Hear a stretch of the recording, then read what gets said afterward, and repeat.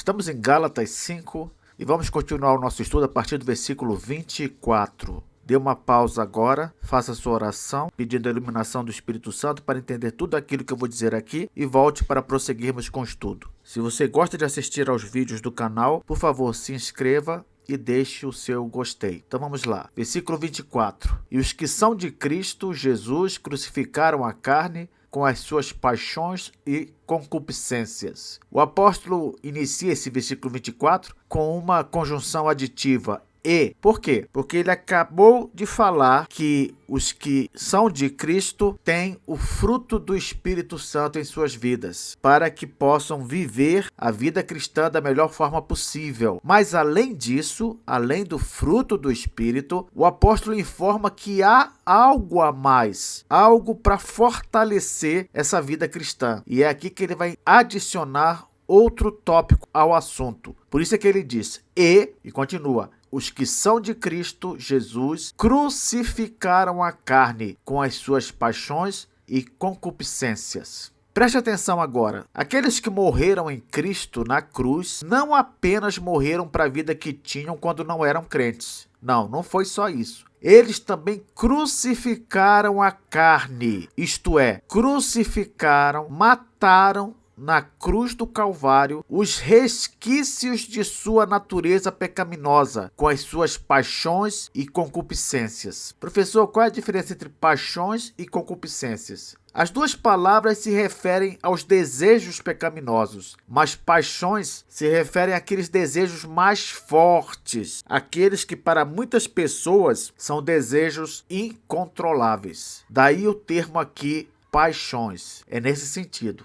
Cabe uma observação aqui. Quando diz que nós crucificamos a carne, não quer dizer que nós matamos os resquícios da natureza pecaminosa que há em nós. Não quer dizer isso. Porque se fosse isso, não haveria conflito entre a carne e o espírito, não é óbvio? Se nós tivéssemos lá na cruz do Calvário, em Cristo Jesus, eliminado qualquer resquício de natureza pecaminosa em nossa vida, não teríamos conflito algum agora. Mas esse conflito existe. Então, o que foi crucificado ali com Cristo? O que foi morto ali com Cristo? Na verdade, o que nós matamos não foi o pecado que existe em nós. Esse pecado não foi morto. O que nós matamos, o que foi crucificado em Cristo, foi, na verdade, o domínio desse pecado, o poder irresistível que ele tinha contra nós. Compreende? Agora que nós somos crentes, nós não só podemos resistir ao pecado, como também vencê-lo. Isso não era possível antes da conversão. Antes da conversão, nós éramos simplesmente escravos do pecado. Não podíamos resistir a ele, não podíamos combatê-lo. Ah, professor, mas então por que algumas pessoas que não são crentes, elas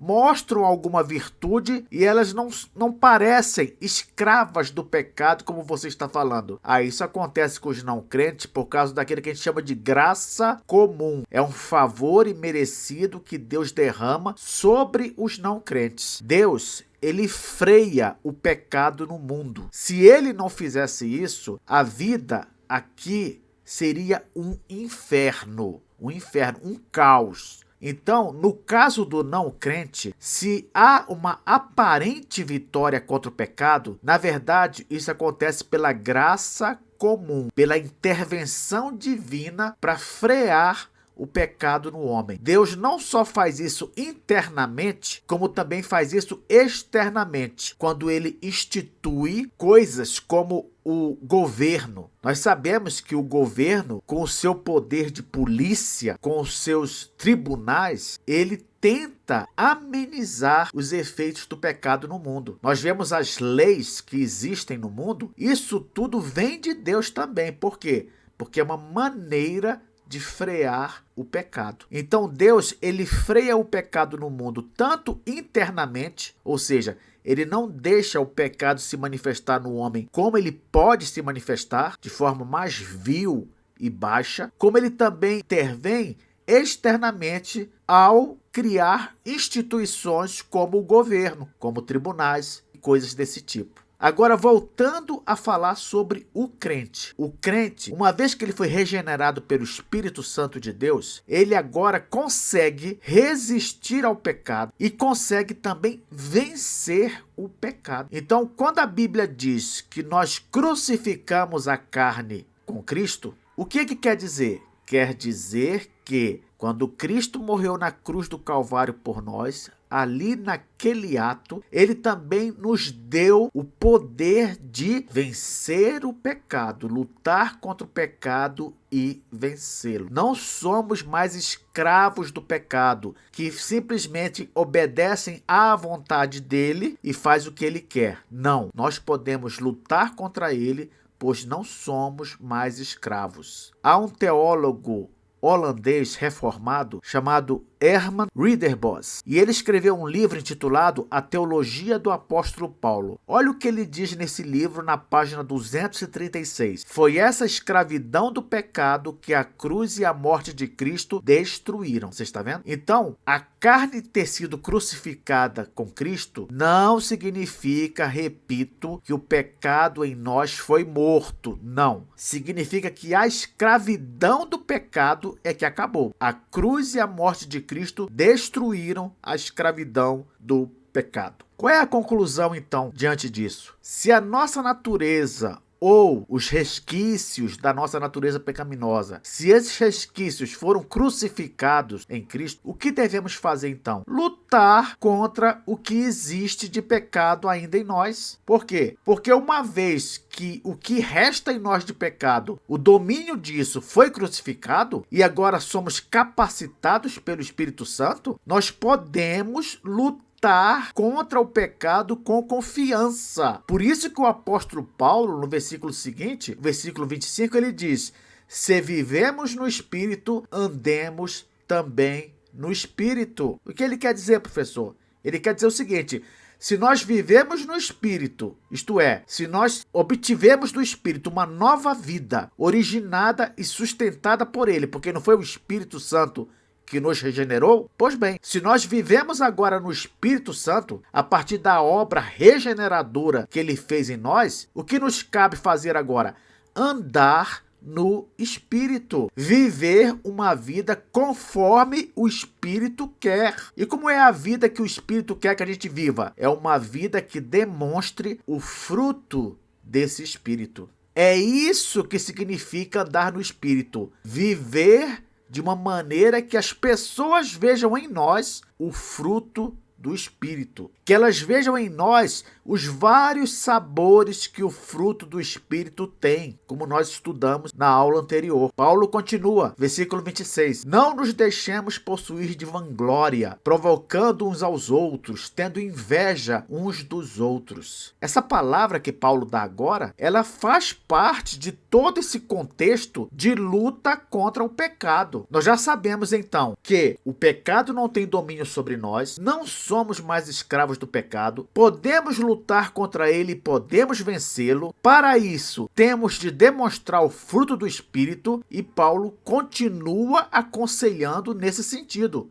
O que mais ele diz? Não nos deixemos possuir de vanglória, provocando uns aos outros, tendo inveja uns dos outros. Por que Paulo diz isso? Primeiro, porque se nós somos realmente regenerados pelo Espírito e somos capazes de demonstrar o fruto do Espírito, não faz sentido nós vivermos como se não tivesse ocorrido uma regeneração, como se o Espírito não trabalhasse na nossa vida, como se nós não fôssemos crentes de verdade. Não faz sentido nada disso. O que faz sentido para essa nova vida que nós temos agora? Paulo exemplifica: não se deixar possuir de vanglória, provocando as pessoas, provocando os outros, tendo inveja dos outros. Paulo aqui, ele está explicando o que é andar no Espírito. Andar no Espírito não é somente demonstrar o fruto do Espírito, é ter todas essas atitudes de uma pessoa regenerada pelo Espírito Santo. Professor, o que é ser possuído de vanglória? Ser possuído por vanglória é o mesmo que desejar a vanglória. Percebe aí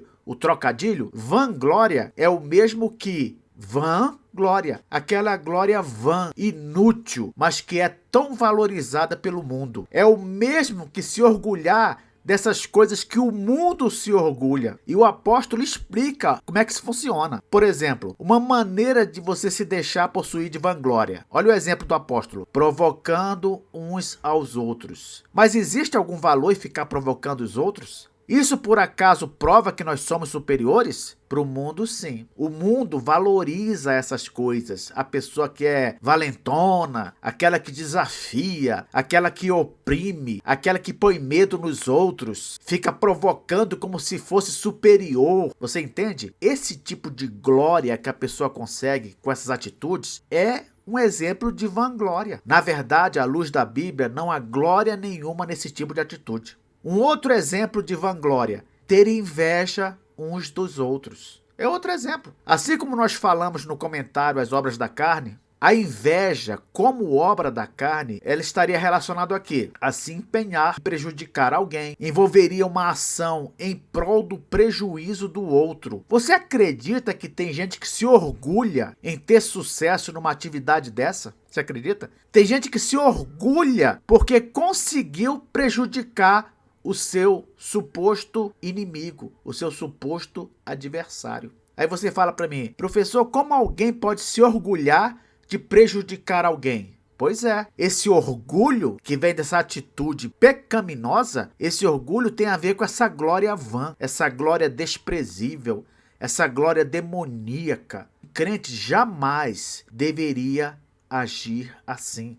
Então, para concluir esse trecho, eu quero enfatizar: as pessoas que têm o Espírito Santo, elas não só são capazes de demonstrar o fruto do Espírito, como também podem lutar contra o pecado e vencer o pecado. E um exemplo de problema que o pecado nos traz e que nós temos de vencer é esse aqui, de desejar vanglória, de ser possuído por vanglória, provocando uns aos outros, tendo inveja uns dos outros. Paulo cita esse exemplo específico aqui porque era isso que estava acontecendo lá na Galácia. Crentes gálatas de verdade, que tinham o Espírito Santo na vida deles, que tinham o fruto do Espírito, que não eram escravos do pecado, que podiam lutar e vencer o pecado. Esses crentes, infelizmente, estavam caindo na provocação, estavam entrando na briga com os seguidores dos judaizantes e assim não estavam agindo como alguém que anda no Espírito Santo. Paulo, sem perda de tempo,